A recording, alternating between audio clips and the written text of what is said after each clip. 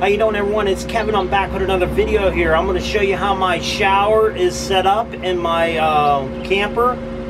It's just a portable shower. It's you just put it in the water.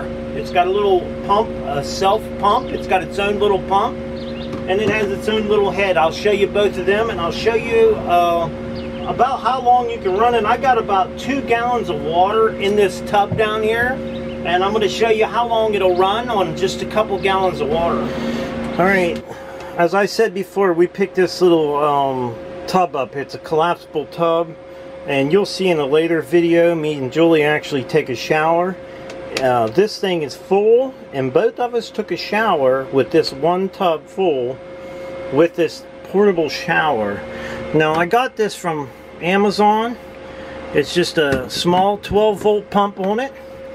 And what I did, I run it up here and it comes on and off. You can take it on and off and shower with it like that, or you can hang it up there and shower with it the other way.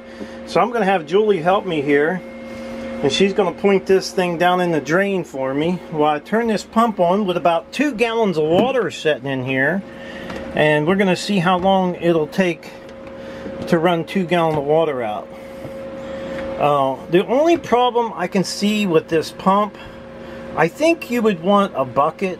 I think a bucket would work better. Like inside here, it wants to fall over in there.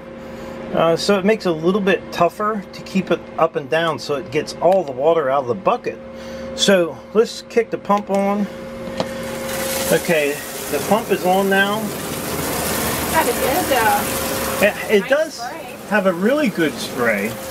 And I'm not going to turn it off. I'm just going to let it run and show you that this thing actually lasts a very, very long time on a couple gallons of water. Now, yeah, we would shut it on and off. We didn't leave the shower run. Actually, I was shutting it off for Julie, and Julie was shutting it off for me. And as you can see, that's got a good stream of water. I could see it pretty good right there in the shadow, yeah. Oh, but it's still running. And it's kind of hard to believe that it actually runs as long as it does with the little bit of water that was in that jug. Yeah, if you turn it on and off, you know, get yourself wet, soap up, and then turn it on, rinse off, it actually does pretty good. But you can see it's still got some water in there.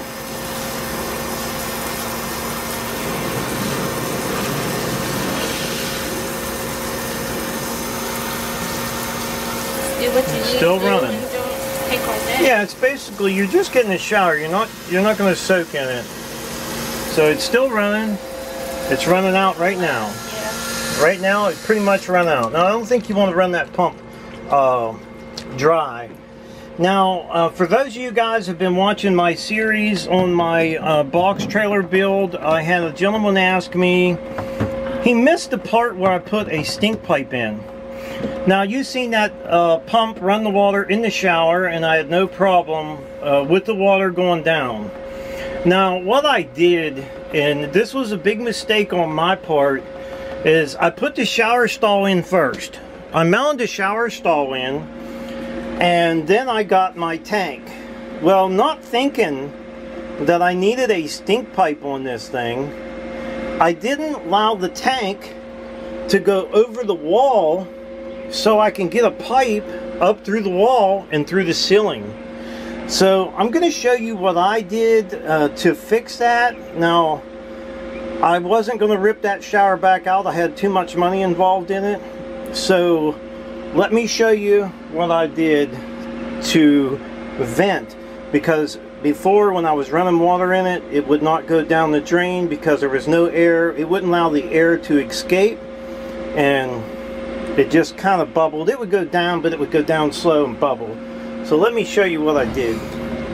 Alright, we're up on the side of the tank, and you can see I put this little valve in here. This is actually a bolt-on valve core, okay? And I have a cap that I can just screw onto it if I would like. And then when you unscrew that cap, it allows the water to go down. But the only problem is, it doesn't allow me to hold that much water. So I've got less water I can hold in that tank with that cap on there. But I also went and bought some of this hose. Bought some hose here.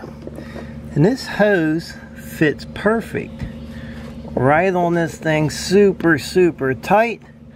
And I can take this hose and put it through the frame. There's holes through the frame here. I can run it through the frame and right back here up underneath the wheel wall. And then I can have a nice little breather on there to allow that air. Now what would happen is when my tank got up to this position right here where it started coming through the pipe, it would start gurgling in there and let me know that my tank is full. So, but I need this hose to be above my tank.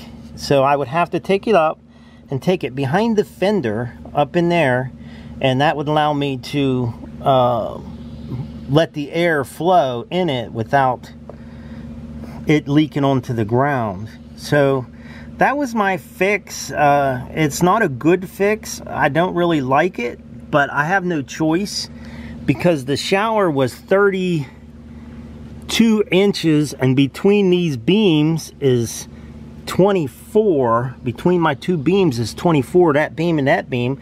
When I put this down in here, there's actually no wall between this and the shower that I could put a breather tank or a stink pipe up through.